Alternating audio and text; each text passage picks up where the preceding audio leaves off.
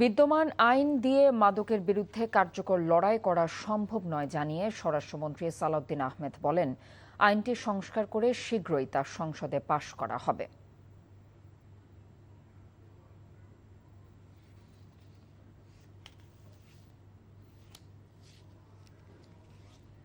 জন্য আলাদা ট্রাইব্যুনাল সৃজনের প্রস্তাব দিয়েছি, পাশাপাশি এখতিয়ার সম্পন্ন আদালতও থাকবে।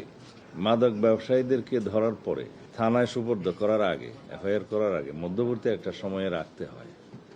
সেই রাখার জন্য আমাদের কোনো হাজতখানা নাই, হাজতখানার ব্যবস্থা রাখা হচ্ছে, ট্রান্সপোর্টেশনের ব্যবস্থা রাখা হচ্ছে, ডগ স্কোয়াডের ব্যবস্থা রাখা হচ্ছে, অত্যাধুনিক অস্ত্র দেয়া হবে।